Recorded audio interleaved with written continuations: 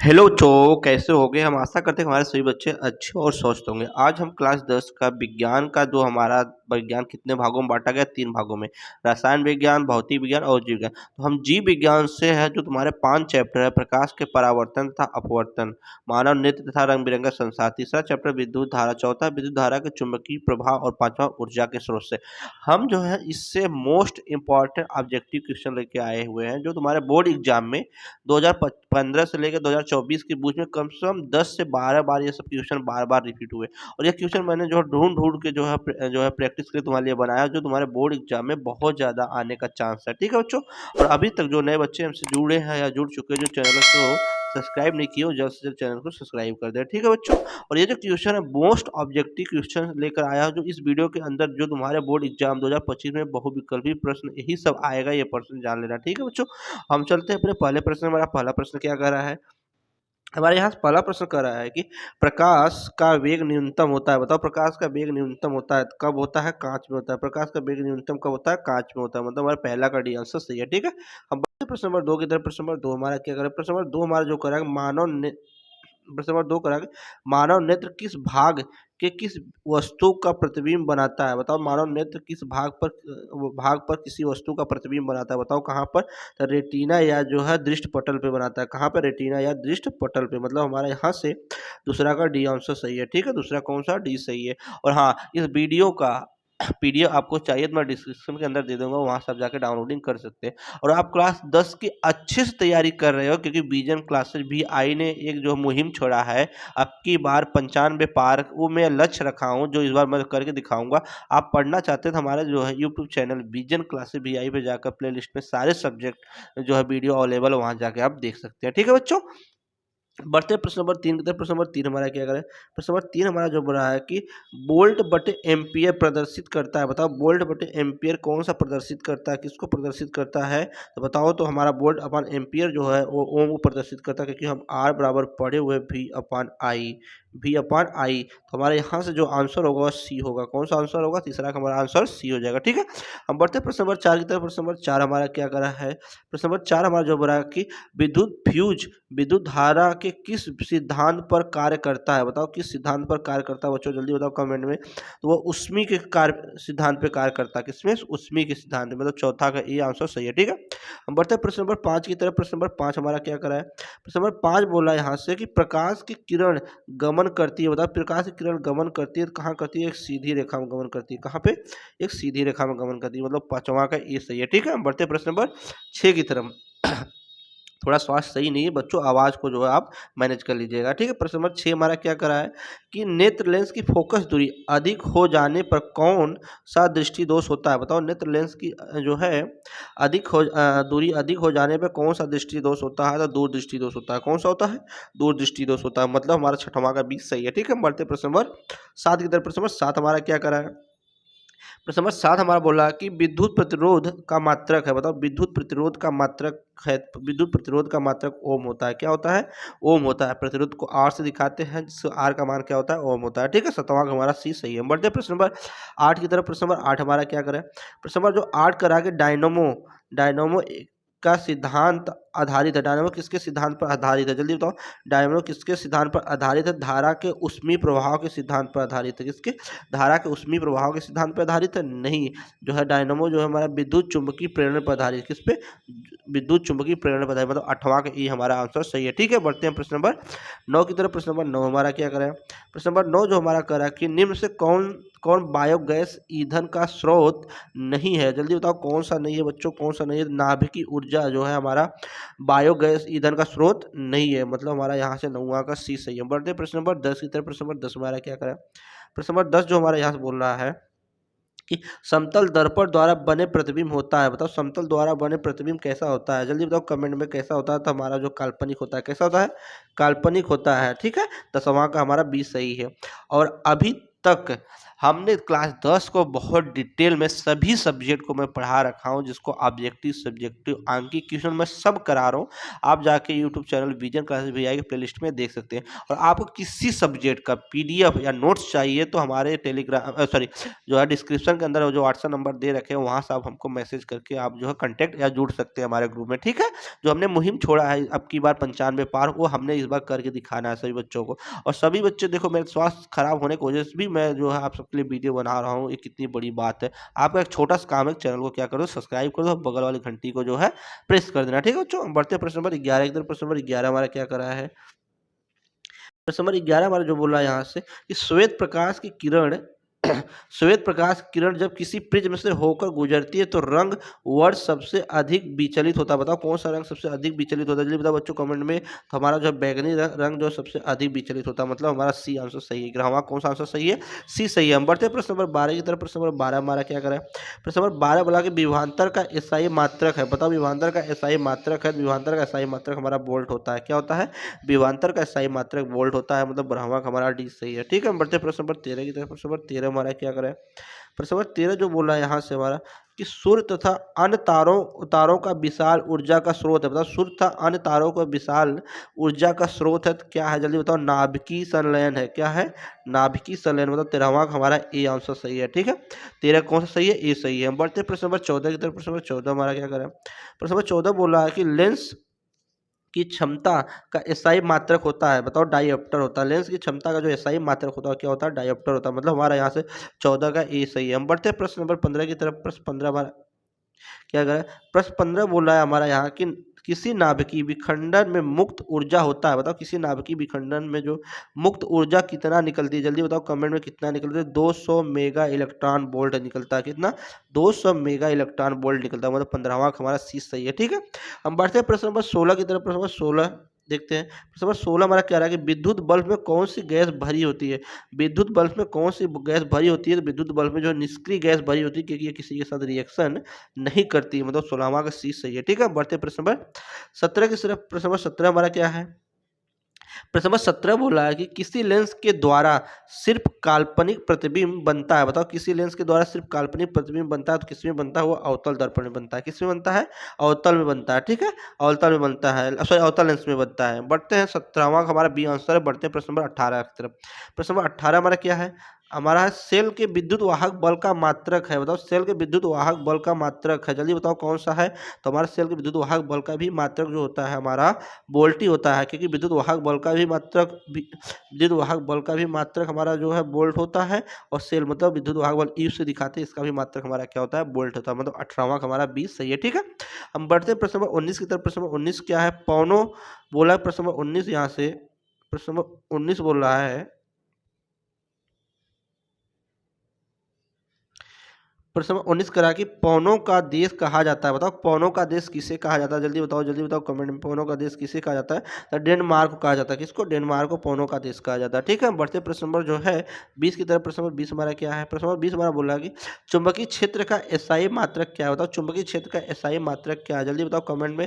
तो टेस्ला चुंबकीय क्षेत्र का एसआई मात्रक है। क्या है, चुंबकीय क्षेत्र का एसआई मात्रक जो टेस्ला है। बढ़ते प्रश्न नंबर 21 की तरफ। प्रश्न नंबर 21 हमारा क्या है, प्रश्न नंबर 21 जो बोला यहाँ से कि स्वच्छ मानव नेत्र के निकट तथा दूर बिंदु क्रमशः होते हैं। मतलब ये जो स्वच्छ मानव होता है उसकी निकट बिंदु कितनी होती है, तो 25 सेमी होती है, और दूर बिंदु कितनी होती है, अनंत होती है, मतलब 21वां का हमारा डी आंसर सही है, ठीक है। 21वां का डी सही है। हम बढ़ते हैं प्रश्न नंबर 22 की तरफ। प्रश्न नंबर 22 हमारा क्या है, प्रश्न नंबर 22 हमारा यहाँ जो बोल रहा है कि जब किसी चालक के तार से विद्युत धारा प्रवाहित होता है तो गतिशील कण होते हैं। बताओ गतिशील कण कैसे होते हैं, जल्दी बताओ। तो गतिशील कैसे होते हैं, तो इलेक्ट्रॉन होता है। कौन सा उसमें गतिशील जो कण होते हैं कौन सा होता है, इलेक्ट्रॉन होते हैं, ठीक है। भाई सवाल हमारा डी सही है। और हाँ, आप इस वीडियो का पीडीएफ आपको चाहिए तो हम जो अपने डिस्क्रिप्शन के अंदर दे देंगे, वहाँ सब जाओ। और इसमें जो मैं क्वेश्चन करा रहा हूँ बच्चों, जानते हो तुम्हारे 2015 से लेकर 2024 के बीच में कम से कम लगभग 8 से 10 बार तो क्वेश्चन रिपीट हुआ, जो इसलिए मैं इसको क्वेश्चन तुम्हारे बोर्ड एग्जाम में और इस पांचों चैप्टर का, भौतिक विज्ञान के पांचों चैप्टर का जो है मिला के हम ये वीडियो बना रहे हैं, जो बच्चों को ज़्यादा परेशानी नहीं होगा, आराम से वो तैयारी उनकी होती रहेगी, ठीक है। अब समय ज़्यादा नहीं है हमारे पास बोर्ड एग्जाम के लिए। हम बढ़ते प्रश्न नंबर जो है 23 की तरफ प्रश्न नंबर 23 हमारा क्या है? प्रश्न नंबर 23 बोल रहा है हमारा यहाँ की जीवाश्म ईंधन का उदाहरण है, बताओ जीवाश्म ईंधन किसका उदाहरण है बताओ?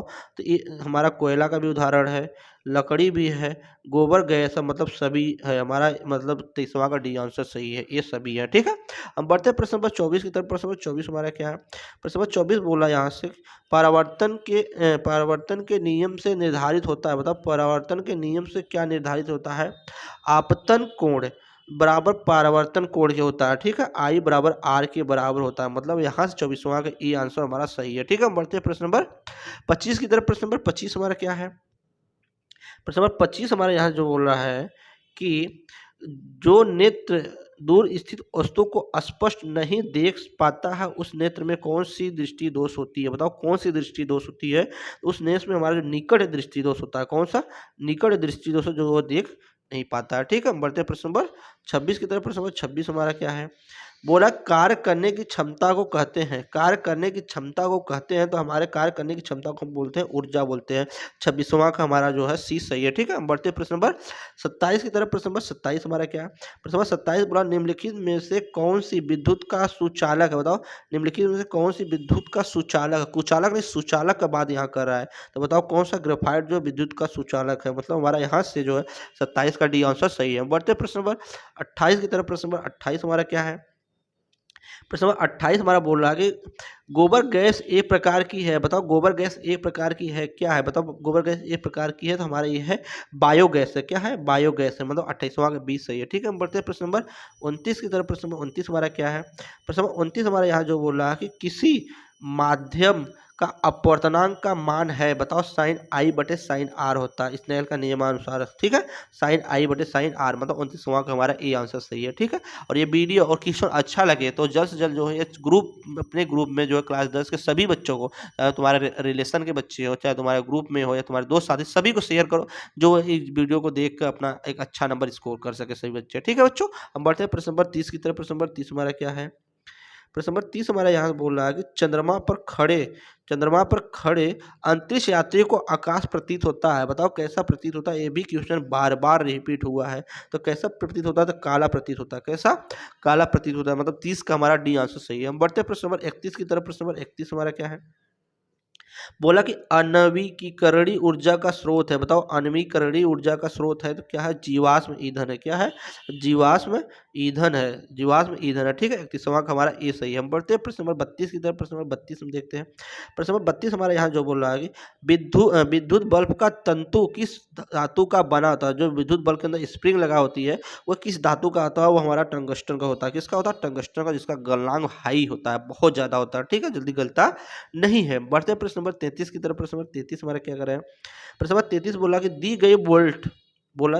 गई वोल्टता के स्रोत से जुड़े किसी चालक में प्रति सेकंड उत्पन्न ऊष्मा होता है, बताओ क्या होता है? धारा के वर्ग के समान अनुपाती होता है। क्या होता है? धारा के वर्ग के समान अनुपाती होता है। 33वां हमारा 20 सही है। हम बढ़ते हैं प्रश्न नंबर जो है 34 की तरफ। प्रश्न नंबर 34 हमारा यहाँ से क्या बोला कि निकट दृष्टि दोष वाले व्यक्ति के चश्मे में होता है, बताओ जो निकट दृष्टि दोष होते हैं उनके चश्मे में कौन सा लेंस लगा होता है? बताओ जल्दी बताओ कौन सा लेंस लगा होता है? तो हमारा जो अवतल लेंस लगा होता है। क्या लगा होता है? अवतल लेंस लगा होता है। ठीक है, बढ़ते प्रश्न नंबर जो 35 की तरफ। प्रश्न नंबर 35 हमारा क्या करें?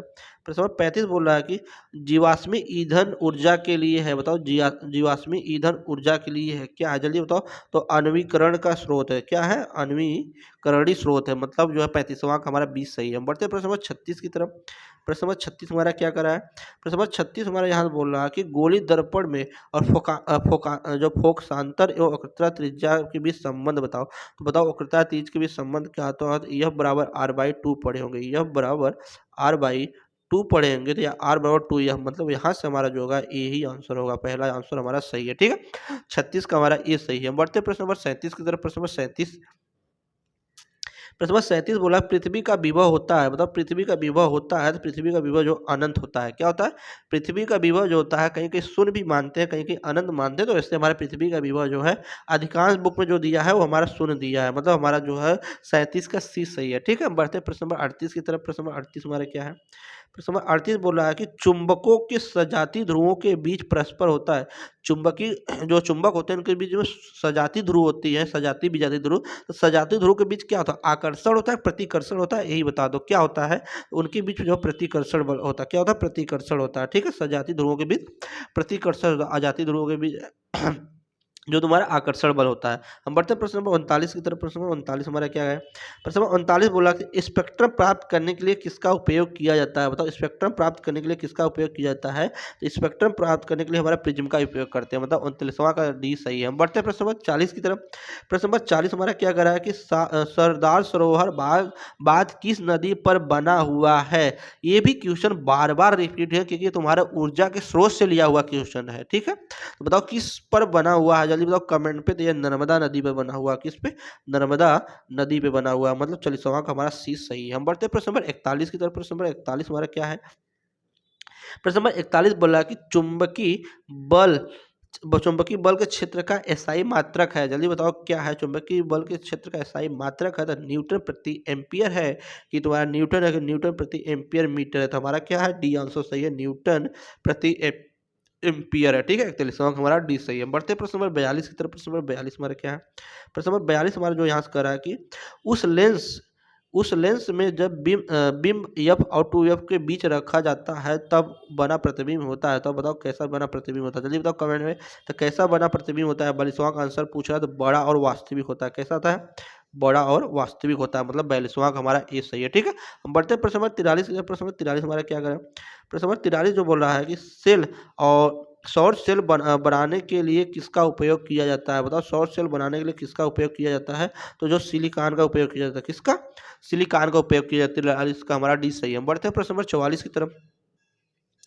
प्रश्न नंबर 44 प्रिज्म से प्रकाश की कौन सी परिघटना घटती है? बताओ, प्रिज्म के प्रकाश से कौन सी परिघटना घटती है? तो अपवर्ड विक्षेपण की परिघटना घटती है। मतलब यहाँ से 44 का सी सही, वर्ड विक्षेपण की परिघटना घटती है। ठीक है, हम बढ़ते हैं प्रश्न नंबर 45 के। प्रश्न नंबर 45 हमारा क्या है? प्रश्न नंबर 45 बोला कि बैटरी से किस प्रकार से धारा प्राप्त हो? बैटरी से किस प्रकार की धारा प्राप्त होती है? जल्दी बताओ। एसी अल्टरनेटिव करंट के डीसी डायरेक्ट करंट। तो डीसी हमारा प्राप्त होता है। क्या होता है? डीसी हमारा प्राप्त होता है। ठीक है, मतलब 45वां का हमारा 20 सही है। हम बढ़ते प्रश्न नंबर 46 की तरफ। प्रश्न नंबर 46 क्या है? प्रश्न नंबर 46 बोला कि एक साधारण प्रिज्म से कितने सतहों से घिरा होता है? एक साधारण प्रिज्म है वो कितने सतहों से घिरा होता है? तो 5 सतहों से घिरा होता है। ठीक है, अब प्रिज्म को भी दिखाया भी, उसका एक्सपेरिमेंट भी कराया हूँ, आप जाके हमारे यूट्यूब चैनल पे देख सकते हैं। ठीक है, हम बढ़ते हैं प्रश्न नंबर 47 की तरफ। प्रश्न नंबर 47 हमारा क्या है? प्रश्न नंबर 47 जो बोला है कि इनमें से कौन सा दर्पण का सूत्र है? बताओ, इनमें से कौन सा दर्पण का सूत्र है? कमेंट में जल्दी बताओ कौन सा दर्पण का सूत्र है। तो हमारा 1/v प्लस 1/u बराबर 1/f है। क्योंकि यहाँ पे बीच में प्लस लगा हुआ है। जब प्लस लगेगा तो दर्पण होगा, माइनस लगेगा तो लेंस होगा। इस बात को याद रखना, सबसे ज्यादा बच्चे कंफ्यूजन होते हैं। ठीक है, हम बढ़ते हैं प्रश्न नंबर 48 की तरफ। प्रश्न नंबर 48 हमारा क्या है? प्रश्न नंबर 48 बोला कि विद्युत धारा के कारण उत्पन्न चुंबकीय क्षेत्र की दिशा ज्ञात की जा सकती है। बताओ, विद्युत धारा में जो हमारा धारा के उत्पन्न चुंबकीय क्षेत्र की दिशा किससे ज्ञात करते हैं? मैक्सवेल के दक्षिण हस्त नियम से, फ्लेमिंग के बाएं हस्त के नियम से, ओम के नियम से, ओस्टेड के नियम से ज्ञात करते हैं। जल्दी बताओ। तो हमारे फ्लेमिंग के जो है बाएं हस्त के नियम से ज्ञात करते हैं। मतलब 48वां का हमारा यहाँ से 20 सही है। ठीक है, हम बढ़ते हैं प्रश्न नंबर 39 की तरफ। प्रश्न नंबर 39 हमारा क्या है? प्रश्न नंबर 39 हमारा बोला मानव नेत्र में किस प्रकार का लेंस पाया जाता है? बताओ, मानव के नेत्र मतलब मानव के आंख में आदमी के आंख में जो है किस प्रकार का लेंस पाया जाता है? आदमी या औरत जो भी, किस प्रकार का लेंस पाया जाता है? जल्दी कमेंट बताओ बच्चों। तो उत्तल लेंस पाया जाता है। कैसा पाया जाता है? उत्तल लेंस पाया जाता है। ठीक है, हम बढ़ते हैं प्रश्न नंबर 50 की तरफ। प्रश्न नंबर 50 हमारा क्या है? 1 किलो घंटा kWh मात्रक होता है। बताओ, 1 किलो घंटा किसका मात्रक होता है? तो विद्युत ऊर्जा का मात्रक होता है। किसका होता है? विद्युत ऊर्जा का मात्रक होता है। मतलब 50 का हमारा सी सही है। और अभी तक जो बच्चे चैनल को लाइक शेयर सब्सक्राइब नहीं किए हैं वो जल्द से जल्द चैनल को जाए सब्सक्राइब कर दे और प्यार से कमेंट जो कमेंट बॉक्स में छोड़ दे और अपने ज़्यादा से ज़्यादा ग्रुप में शेयर करो, क्योंकि ये क्वेश्चन तुम्हारे बोर्ड एग्जाम में बहुत ज़्यादा इंपॉर्टेंट होने वाला। कि कोई भी जो है सभी जो है पांचों चैप्टर का जो हम 7 से 8 या 9 बार आया हुआ क्वेश्चन हम करा रहे हैं, जो तुमको बहुत कम मेहनत में आराम से तुम चलते फिरते डोलते इस वीडियो को देख के आराम से आप तैयारी कर सकते हैं बोर्ड 2025 एग्जाम के लिए। ठीक है बच्चों, तब तक के लिए जय हिंद।